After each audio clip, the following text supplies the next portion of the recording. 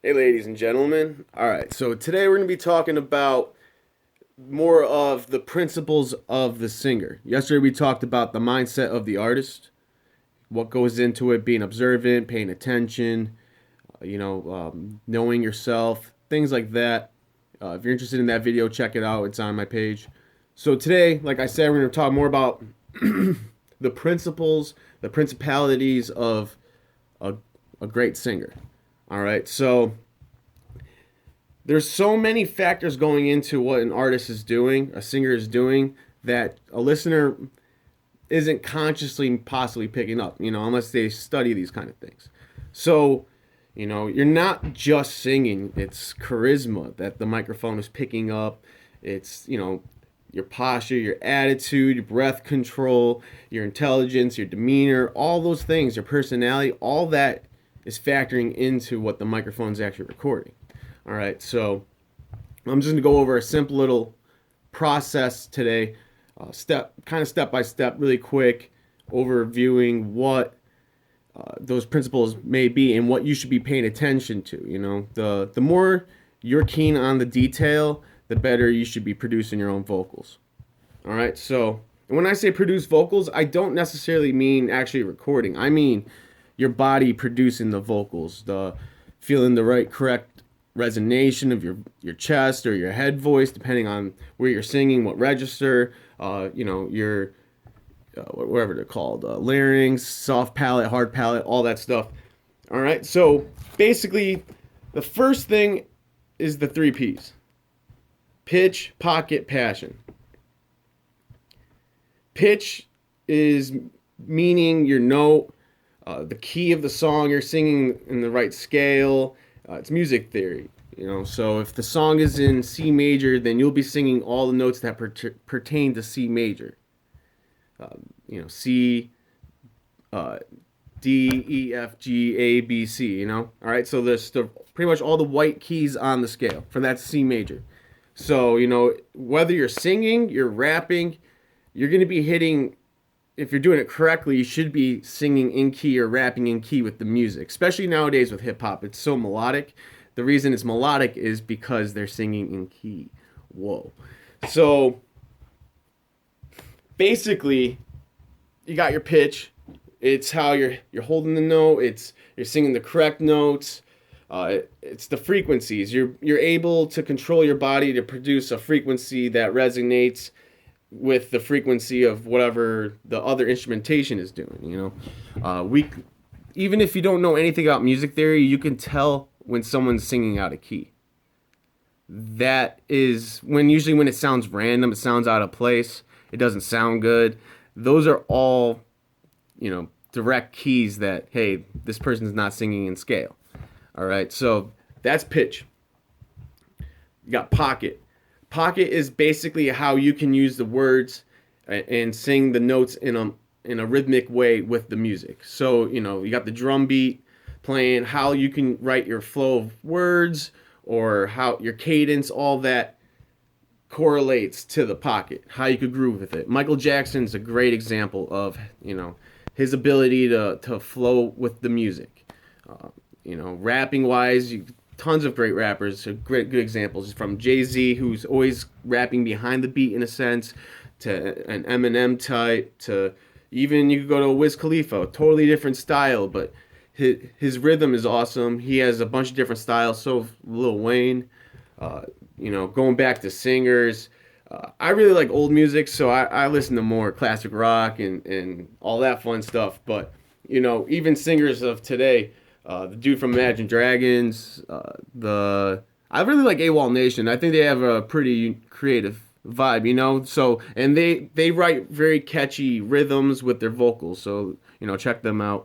The other P is passion, and essentially passion is just can you get emotional for the song? Can you display the correct emotion? Can you capture the musical feeling? That's essentially it. Confidence. Does the person sing with attitude? Do they sound timid? That's the passion, and you can't teach that. That's something you just got to be willing to feel vulnerable and expose that side of yourself in the recording. You know, that's why it takes a lot of courage. It takes a lot of confidence to be a great singer.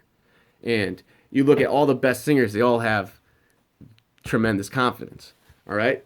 So now, breaking up the 3 P's, we got pitch, pocket, passion. We can break this up into a bunch of smaller categories. So we have things like inflection. Inflection is if your voice goes up or down in tonality. So if I'm asking a question, I want my voice to go up, compared to if I'm making a statement, I want my voice to go down.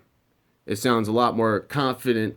You're speaking with conviction, all that, opposed to speaking with conviction and you sound insecure. You don't sound confident with your speech. So that is a huge factor with when you're writing.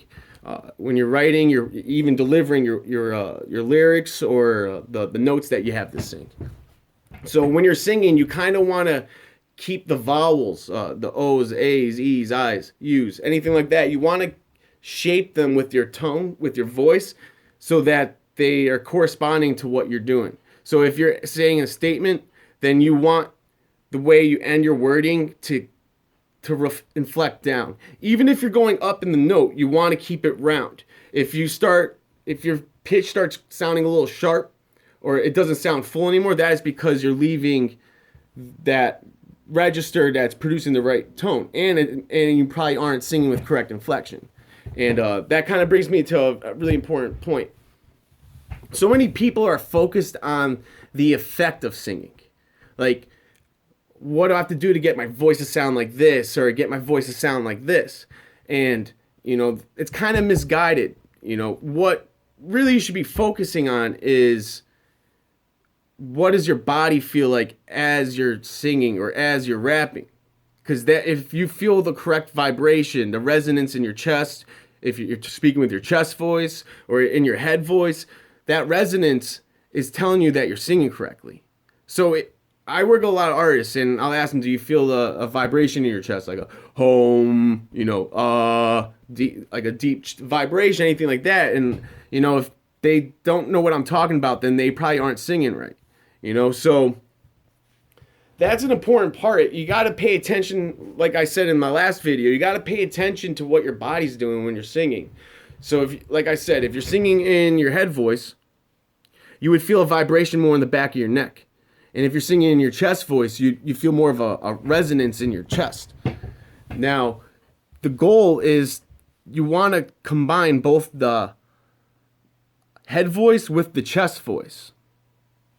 And that creates your mixed voice. And that's the money maker right there. That is how you get the bling bling. That's how you get all the good stuff. All right?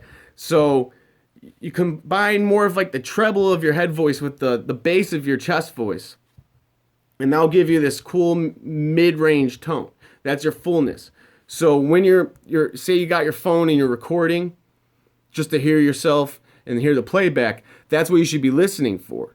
Am I singing in the correct voice? This is the best tone that I possibly can be using. Now, some other very important quick tips. Now, confidence. You have to be a confident singer. You have to believe in yourself, because if you don't even believe that you're a good singer, no one else will truly believe that you're a good singer. They might be like, you're good, you should sing more, but they don't really care. You really need to believe yourself, and that'll make other people believe. All right? So you need to have confidence. If you don't have confidence in your singing voice, then, you either got to start singing, exposing yourself to singing in front of people, because whether you're scared or what being judged, whatever. But if you're trying to be a musician, you need to get over that ASAP, because there's no point in even bothering unless you want to be in a shed somewhere just making music to yourself. That's cool, do that. But if you're trying to have a career or anything like that, get over that fear now. Like, you should have already been over that.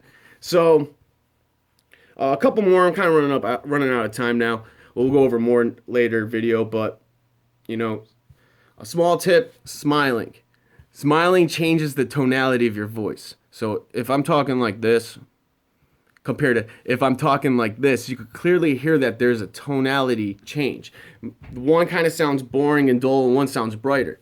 They teach you this when you have to make cold calls for a business or whatever the may be, that you want to sound more inviting or friendly. That smiling allows you to do that. You can hear a smile through the phone, so why can't you hear the smile through the recording? It's the same logic. So, I mean, you listen to all your favorite singers, 90% of them are going to have a big smile in like all the songs. You can actually hear it. I mean, I'll use Kanye West as an example. I know the guy doesn't like to smile in public, but he always sounds like he's smiling in his songs. Check out, I can't even think of any titles, but yeah, check out some of his songs. The dude is always smiling. That's that $1 million confidence.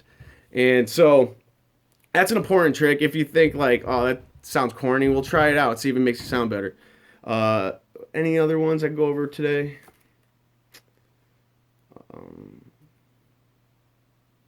No, that's it.